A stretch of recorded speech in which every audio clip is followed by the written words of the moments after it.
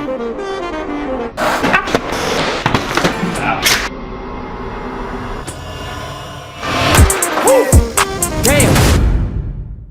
back at our latest kitchen project, also a mudroom back here that we'll show you in a minute, but I'm here with our interior designer, owner of Color and Crown, Shannon. She is the creative mind behind a lot of our project, and this one specifically.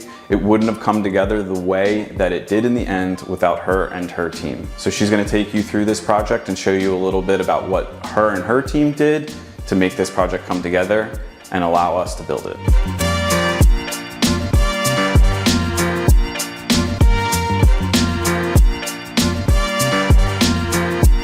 I'm Shannon from Color and Crown Interior Design. We are at our recent New Hope renovation that we did the kitchen and the mudroom, and I'm gonna show you around. The clients brought us onto this project. They had bought the house several years ago, and the kitchen was not a reflection of their family needs, of their style, of even current appliances and finishes. So really, we wanted to reimagine this entire space to better suit their family. So they have kids and pets, and so we really wanted to make sure that this was a reflection of that. So that starts in such an early stage of design, understanding those basic needs before we get into any of the beautiful finishes and aesthetics. We start from the ground up with planning that foundation. In a kitchen of this size, it looks like a lot of detailed cabinetry drawings, revisions, planning out methodically, where is everything gonna go into the kitchen? Where are the knives gonna go? Where are the kids' water bottles gonna be housed? All of those details and revisions, so we get it to a spot that we know it's gonna be ease pain points for the clients, be just a wonderful working kitchen for years and years to come, and solve their problems. So a question we get asked a lot when somebody's considering a renovation is, when do we bring a design team in? Is that before the contractor? Is that after? And our answer is, for you to get the best experience and the best out of your investment is at the same time. So we can offer our clients the most value, the best experience, and ultimately the best product when we are working cohesively together from the very beginning. So what that looks like is a contractor cannot accurately quote or scope a project unless they know what the design is gonna be. Anything else, it's just doing that blind. So when we can cohesively come together during that and have the opportunity to see what rough concepts are gonna be, then they are so much more apt and better equipped to provide clients with accurate budgetary estimates, and then we refine those as we go through the process. So when clients come to us and they don't have a builder or contractor, we say that should be your number one step that we need to meet together. So a question we get asked a lot during the design process is, where do I spend, where do I save? Our answer looks different for every client. So finding out what's important to them, and then we reflect that in our answers. It can look like luxury appliances. It can look like luxury in incorporating different features into your kitchen. And really, luxury should be an everyday occurrence for you in your kitchen. It can be little luxuries and they can be more grand. How that translates is gonna look different for each one of our clients. You spend so much time in your kitchen. The price per use goes tenfold when you decide to invest in that, and the return, you just get so much value and so much joy out of that. So in this kitchen, we have top of the line Wolf appliances. We have a really cool built-in butler's pantry here through these hidden doors, so we can go ahead and go like that. So everybody has to store functional things in their kitchen, but nobody wants to see that clutter. So this was a great opportunity. We took space from a family room closet that was not being utilized, and we went ahead and grabbed that. We brought the island color in, and we also brought the wood tones that are in other areas of the kitchen. So now everything can be put into here. The microwaves, the air fryers, the water bottle stash, and then it can be concealed so you can quickly hide everything. Clients come to us and they have massive renovations that we're doing, and they're disturbing multiple rooms of the house for many months at a time. So people ask us, how are we gonna get through? What is this gonna look like? Here's a couple of things that we do to make it easy for our clients. During our design process, we set the project dates and our presentations from the very beginning. This is wonderful so that the builder knows exactly when we need to be integrated in the quoting process and design phase. The clients know exactly what to expect, and they get excited excited about their different touch points. And then as well, when we get into the renovation stage, it is just wonderful to have clear-cut communication so that you know exactly what's happening on your project every week. So from a design perspective, we send those weekly emails every week with what's happened and what's going on. And then the contractor also sends, Revival does an amazing job of sending the breakdown from a building side. So what's better than on a Friday getting an update from your design team and your building team every single week? So there's never any questions or misunderstandings of what's going on, and we can really just get ahead of that. That communication alone takes stress out of the building process. And when you are talking about large sums of money, large sums of time, and in your personal space, there's really nothing better that builds trust and being in partnership in that way. We are in the mudroom, which is right off of the kitchen, and one of our favorite things to do is to design multiple rooms at a time. This allows for such beautiful holistic flow through your house and really intentional feelings when it's all done. So this being right off of the kitchen and right into their garage is such a beautiful space for everyday functional living, but also make it beautiful. Mudrooms need to be heavy hitters. We need a lot of function and they need to serve the families really well. So there's varying needs. We have a built-in dog crate right down here. We have shoe pullouts for the little kids that are lined in metal. So even when they have their wet, muddy shoes, they're taken care of. We have lockers for each of them. And so all of the backpacks and coats can be hung up in there. And then we have beautiful concealed storage and lots of hooks for everything else. Over here on the laundry side, we installed a really deep slop sink. There was no sink in here currently, and so we needed to make sure that that was a functioning part of the laundry room. We wanted to have a big countertop because everybody needs a drop zone to put your Amazon packages and your Target bags. We have the washer and dryer with hanging storage above. And then one of our favorite features is this pull-out drying rack, so that you can adjust these and you can go ahead and have everything drying, but also be put away right here. When we were designing this mudroom, we use that same precision and care that we plan all of our cabinetry around in every one of our rooms for our clients. So we want to make sure we know and we understand what those needs are. Specifically in this mudroom, one of the things that we did to take into account for our clients is we did a built-in linen closet here for the coats, and then we did pull-out shoe drawers with slats, and we made sure to accommodate the large shoes and the boots and made sure that it fit all of our clients' needs in there. Everything in this kitchen has been meticulously thought about in precision so that our clients do not have to. And when we do this, it's all at the very beginning in our design stage. So we have our conceptual design stage and our detailed design stage.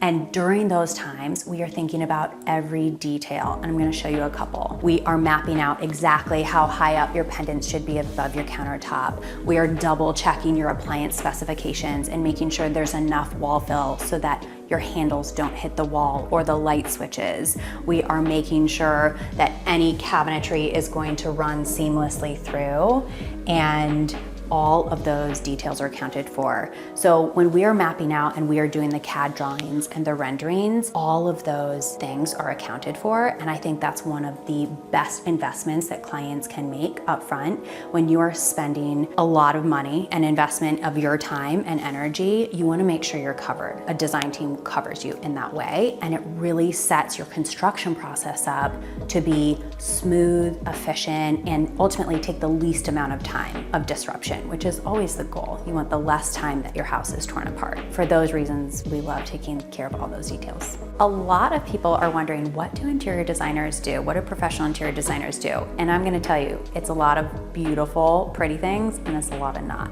So what we do for our clients so that they don't have to, we do everything from site documentation, we do the floor plans, elevations, renderings, we source and specify every product that's gonna go into your project. So think about it. There are hundreds of items that need to go into your project. You have multiple faucets in a kitchen. We're verifying diameters, heights, that they're making sure that they're gonna not bump into your full height backsplash. We are verifying your appliance dimensions, exactly what needs to happen, specifying your handles, which widths are gonna look good on each door. Down to the furnishings, we are making custom-made tables. We're making sure everything is going to fit into your space. And we are also ordering and procuring and installing that so that you don't have to manage those deliveries. You don't have to manage the deficiencies, which always happen.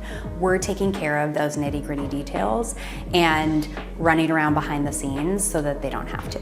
We not only do the design on the front end, but our relationship with our clients and our builders doesn't end there. We are with them through the very end of the project. So we say till the last pillow is installed. So what that looks like is during your construction stage, we are here on demo day with our site documentation binder that has everything that the trades need for a successful go. We are here checking in at every point of your project. So there are always variables, despite best laid plans, that come up. And so we're there to solve them and really strategize in combination with the builder so that our clients don't have to. That is really the luxury in hiring a designer, making sure that our whole team is thinking about all of the problems so that your end result is seamless. Start filming. All right. I don't know what would happen though. Would you trap yourself in there? I mean, you could get trapped in here You should try if you were a butler. Only butler. I trapped my butler in here. That's a butler's pantry, Gomar. You don't know about it. We'll get into it in a minute. This is our latest project. We just met the lovely Shannon. I'm gonna take you through all of the things we put in this kitchen as the builder. We spared no expense on this project in terms of how things finished. If there was a top of the line item that you really need in your kitchen, there's items that you could go above and beyond, but these are everything in here is what I would say you need in your luxury kitchen in 2026, right? This is one of those videos where you're like, what do you need in your kitchen in the year 2026? I'm gonna tell you, you need this wolf range, 48 inches wide. It has the griddle, right? Griddle back here. So if you're cooking up steaks, cheesesteaks, because we're from Philly, eggs, mainly breakfast, bacon cooks great on there. I wouldn't know, but I've watched it get cooked on there. We have the separate color islands, a little bit of a custom accent from the white. Going a full white kitchen would have been crazy in here. And this is a really subtle blue. I forget what the blue is exactly. I should know because, and we'll show you at the end here. Come on, back up. On the end here, we have the color match receptacles and receptacle cover, custom made by us. So we paint these, we order the custom spray paint colors to match the cabinet colors. And then you paint them. It's a really, really durable spray paint. You have to make sure you get the durability, something of the equivalent of like what you would spray on an engine. I'm not kidding, because you're thinking not every bare spray paint, something you're gonna buy at Home Depot is gonna stick to this. You're plugging things in and out of it. It's aggressive, like you're literally poking what you just painted with the prongs of the plug you're plugging your KitchenAid mixer into. So if you're gonna do this on the end, you have to use a high quality spray paint, and then you have to let it cure. You have to spray it once, one day, second coat, second day, couple coats, you'll be good to go. But if you're gonna put receptacles in the end of your island, they better be the same color of your island. I really, really don't like to see white receptacles on the end of islands unless it's a white island. But this is a blue island, so the receptacle should be blue to match. We also have the toe kick lighting down here, Gilmar. Toe kick lighting. It's like a runway when you're landing a plane in, except you're landing into your kitchen. This lighting on the floor, as well as the under cabinet lighting, the lights in the ceiling, the lights here, the lights under the range or the hood are all hue lights. So we can fully change all the colors in this whole kitchen to just wild stuff. We're going, check it out. How cool is that? Do all the different holiday colors. And you, Rainbow sugar. what? Rainbow sugar. Oh yeah, so I called this one, this is a custom color. I literally went in there and programmed every single light bulb separately on its own. The lighting underneath the under cabinet, as well as the toe kick lighting, the brightness is set down to 70% underneath the rest of the lighting in here. So you can actually make these lights and these lights in even more bright than what you can already see here. But when you have it so bright, it ends up washing out the stone and you can't see how great the stone is. So The full color spectrum, being able to change from all the different spectrums of white or all the different colors, gives you a different appreciation of how the stone looks in different lights. One of the color spectrums that's a little less than pure white makes the island show all the details in the natural stone.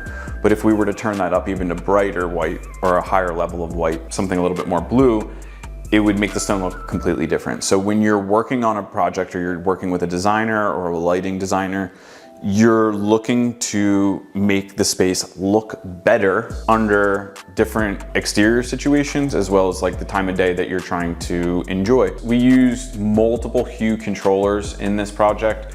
The system controls the mudroom, in this room, the toe kicks, all of the lights, even in the pantry. And we used the hockey puck style switch almost everywhere except for in the pantry, so that we could command all of the spaces and set the different scenes and different moods no matter where you were. We could have just as easily just put one switch in here and had it on the countertop somewhere, but we kept the switch locations in a little bit more of a traditional sense. When you're using the Hue product, it is nicer to use as little switches as possible. That's at least my preference. But when you're walking in and out of a room, when you're using luxury, if luxury isn't making your life better, it's not good luxury. Some of the things, I would say the high ticket items in this kitchen, and almost every kitchen, the largest chunk of the budget is going to be spent on three things: the appliances, the cabinetry, and the countertops. If you want to lower your budget, you have to lower one of those three things. Everything else is kind of just is what it is. You're gonna have a little bit of plumbing, you're gonna have a lot of electrical potentially, but if you want to attack a kitchen budget the right way, you have to get down to the nitty-gritty. Cabinet prices, appliance prices, countertop prices. If you're gonna go with the top and the best, you're gonna pay a little bit more. If you go with something a little bit more mid-grade, you can get your budget down. When you're looking at your vision board, start to find out the products that you're looking at on your vision board and if they're the most expensive ones or not. Because a lot of what we see and what hurts budgets like getting out of the gate is people's preferences from a picture sense is very expensive sometimes, and they don't know what things cost. So if you're looking to get into a kitchen, you're not really ready to start designing, maybe reach out to a countertop company, maybe reach out to a local builder and get an idea as like, well, what do some of these things cost for your space? And then you can increase or scale back your expectations before you start your project. I would say the other things that are cool in this kitchen in particular are the beverage fridge and the two different sinks, right? We have the coffee sink over here with the instant hot water on demand. If you want scorching hot water like that, if you're a big coffee drinker, tea drinker, or hot cocoa drinker, I don't know if you're mixing up a little hot cocoa with water instead of milk, if you're crazy like that, you can do it over here. I think psychopaths, if you mix up hot cocoa with water, Swiss miss. yeah. Whew. But anyway, the instant hot, that's a luxury item. If you want to take your kitchen from like, hey, this is a custom kitchen, we did a really nice kitchen, but you want to take those little extra details, the next step, entirely second sink plus instant hot. That way, whatever you're doing over there and what you're doing over here, if you're doing a lot of entertaining, the second sink is really great for like your beverage center, your bar, your wet bar, something a little bit smaller like a coffee bar. Whereas your main sink over there, the big dog, you don't necessarily just need this sink with an artillery of 3 faucets over there. So when you add another sink to like a butler's area or to the center of the island, you get the opportunity to do cool little faucets like that. I started over here because I wanted to start with this, but then I just got excited about the lights. Butler's pantry. Hidden doors. This is one of those things that takes an unbelievable amount of craftsmanship to make this nice. And actually, like, it's been a few months since we finished this project, and it's still really nice. There are magnets in these doors. There's magnets all through the top here. We have the slosh hinges or sauce hinges right here, hidden. These are a nightmare to install. They have to be perfectly straight. They can't be too deep. They can't be mounted. Like, no matter what you do, you're gonna have a bad time if you try and do a detail like this without a designer and without real quality craftsmanship in your cabinet shop. Hidden doors are one of those details that we got a lot of requests for, but when we get into budgeting and like what it takes to put a hidden door and actually make it work for the next 20 years, people don't always want to make that investment. So it's really cool, and we're always really grateful when people let us do stuff like this and when Shannon designs stuff like this. When you have a really, really high-end kitchen like this, you don't want to see all the trash, right? And arguably this is one of the nicest pantries that anyone has anyway. Most pantries don't look this organized and nice. This is where the chaos hides. This is where you put all the cereal boxes. This is where you put all the next week's groceries, all the cans, all the random stuff. The fact that this looks so nice inside here is a testament to our customer and how organized they are. When you make a space like this, you're going for functionality. So we didn't do cabinets up top here. Having cabinets and cabinet doors in a space like this isn't necessary because we're hiding it behind these cabinet doors. So that gives you the opportunity to do the shelves, a couple different heights, everything's exposed. So you need to be able to hide it behind something, because eventually like all these shelves are gonna be filled with way more stuff in like 10, 15 years. And you're gonna wanna be able to like, oh, people are coming over, I'm just gonna go ahead and hide that stuff. The shelves on the bottom, like all of this stuff was all adjustable. So I don't want you to think that it's like fixed with these baskets. These baskets look really cool and all the bottles and everything look really cool, but these shelves are adjustable, as with almost all of our shelves, especially inside like the pantries and things like that. So when you have a pantry, you can see here, we've talked about it in other videos, we put the adjustable sides in here and all of these drawers that roll out, allowing you to get to the back and make it really accessible. But you don't want to be locked in to where you put them. So you can put these shelves at any height you want based upon what you've got going on. So you've got this little pantry here, and this isn't a full depth cabinet in terms of like the 24.5 inches deep that like these are. These are a little bit deeper actually too, because we have them off the wall for utility reasons. But anyway, this is a little bit more narrow here, and this bumps out here for the refrigerator so that we have this flow of traffic here. And the unique thing about this space right here that we talked about in previous videos is this used to be the closet of the other room. So when you came in the back of the house or you came in the front, this was an additional coat closet that really wasn't being used because there's a main coat closet in the foyer. There used to be a door literally right here into that room. This was a solid wall. There used to be old cabinets here from the original kitchen. So what we did was we framed that wall shut in the other room. We took that space, made it a part of the kitchen, and there you get the hidden pantry, the origin story of the hidden pantry. It's a long and truthful tale. Throughout this whole project, we have Sub-Zero and Wolf appliances with freezer, refrigerator. I'm not gonna open it for you because this isn't MTV Cribs. There's stuff being refrigerated inside of the refrigerator. We also have the beverage fridge, little beverage center, which we talked about. All of the insides of the cabinets are backlit with the Hue lighting system.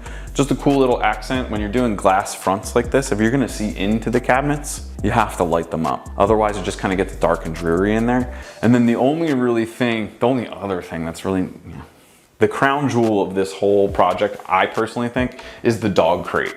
You're gonna think I'm crazy for saying that, but if you have a dog or a pet, like these are the little things that we can do for you. There used to be just a big dog crate inside this room when there was no cabinetry. It was just a plain laundry room. Dog crate had to be here because you can't get rid of it. You just can't get rid of the dog because you're getting a new kitchen. We hid this crate into this cool utilitarian space right here. These are the little details that working with a designer as well as a good cabinet shop and a builder allow you to take these spaces and make them really work for you. When things are custom, a lot of times people say like, oh, my house is custom. It's like a sense of like, oh, it was expensive. And that isn't true. Custom is when something is built specifically for you. It doesn't necessarily need to be expensive. Arguably, this is probably the cheapest cabinet in this entire house, but it serves a lot of function for the most important part of the family. We also have a lot of really cool things here. Drying racks. These are all the cool little details that when we start from the beginning in design, we're asking how you want to use the space. You might have a vision for how you want your space to look, but we need to ask how you want to use it so that we can suggest cool little things like this, and Shannon's team and the cabinet company can suggest cool little details like this to help you make your space like function better for you, making it truly custom. All these little wire metal bars here are adjustable, allowing you to dry everything. We also have coat closet with the pull-out shoe drawers, lockers for the kids, hanging. These hooks are almost too beautiful to hang anything on, but these, we took everything off. Like actually, if you want to pan over there, we actually, to take pictures earlier, we removed all the stuff, but people do live here. This is what makes a mudroom really pop. It looks amazing because it works. Farm sink. The farm sinks are out, people. Everybody has that huge porcelain sink with the big, massive porcelain sink that it looks like it's gonna fall out of the cabinets. This is what's cool. This is timeless. It's not a new thing, putting stone on the front of the cabinet. It looks amazing. It looks very luxury, very custom, but that, going back to our previous point, is because it's working. We talked about in the last video, you wanna click on that, the green kitchen, the green and white oak kitchen. We hid the paper towel. This is my least favorite, but the paper towel in the front, very cool.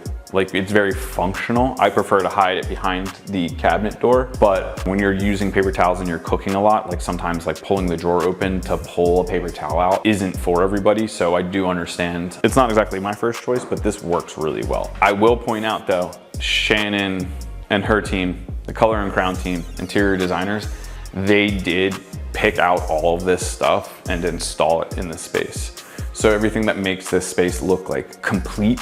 If we took all of these things out of here, you would just have a finished kitchen. These are all the little details that Shannon's team, at the very end of your project, after we're done building and the cleaners have come through, they come and they bring a ton of merchandise to your house. They literally bring it all to you. And you say, hey, I like that. My garlic's gonna go in that. Oh, I like that. I'm gonna put this on the center of my island. They do all that for you, and then you go through a tour of your own home, and you say, I wanna keep this, that I'm okay without, this I like, that I don't like. And then they take everything that you don't like, you get billed for what you do like, and then your space looks like it's been executed on. Executed on, it sounded aggressive. That's what it's contractor, builder talk. In touching on the filler more, we actually had to decide how big this filler was. It took a little bit of trial and error for a few different reasons. We had to make sure that we had the hardware selected. We knew how far out the wall would be from the hardware, and then we also knew that there was this receptacle here. You don't want to design it so close that like there's no extra room because your hand is holding on to this. So you don't want your hand whacking the wall. So like, this little space and how specific in size it is was probably 30 different emails and countless hours of conversation, from increasing it to decreasing it. It was the decision on like a couple inches here, those inches were coming from the door, or how big this cabinet could be. You don't have an infinite amount of space. Another thing that was like a huge limitation was the stone backsplash. It looks really great, but you also need to follow codes, like electrical codes. And in a kitchen, you have to have receptacles every so many feet away from you. So if you're standing in the sink, there needs to be a receptacle within 4 or so feet from the sink. Then we have this beautiful space here that you're not going to put a receptacle on. So we have this little hidden receptacle inside the trim here, which was something that was kind of done in, not necessarily on the fly, but slightly on the fly. We had to develop a solution to appease this building code. And you know, to be honest with you, like we're pretty happy with how it turned out. The alternative was putting a receptacle in the countertop. And if you're gonna do that, you wanna make sure that you design the cabinets so that they're further out from the wall to give you that cavity back there, so you don't have to compromise any drawer sizes. And we didn't want to do that. That wasn't an option. This door was always going to be here, so we had to make sure we'd stay within the constraints. Another custom electrical solution that we were talking about were the under cabinet receptacles. Those are custom made to size. We send them to a company. We tell them exactly how big we need them, what side their power is going to come in from, all of those details, and then they make them to order. There's a wait time on those. So those receptacles were ordered before we started the project, and they still got here late. So that was like one of the things that was a little extra detail that like you don't see them, so you don't think about them. And you don't really see them, you don't think about them, then you don't really realize like how much work and decision making and planning go into just something so just every morning you just plug in. We don't really need to touch on it too much, but we got new front door, almost all new exterior doors on this house, except for one door we didn't do, which we're doing in the spring. This was tile floors, wood floors now. The wood floors throughout the rest of the house were field finish, 3/4 inch oak. So we put in white oak, finished it, and stain matched it. Luckily our flooring installer and finisher are amazing because you can barely tell that this floor like hasn't always been here. You know you do a really good job when your cabinet installers come in and they're like, yeah, this was a good one. And you sit there, you're like, oh, you like this one looks cool? And they're like, yeah, this is a really cool kitchen. Because we do this all the time, so sometimes I forget like how grateful we are for, you know, being able to do these beautiful kitchens and being a part of these projects with like Shannon and everybody. It takes a team to make it look this good, and we're happy to do it.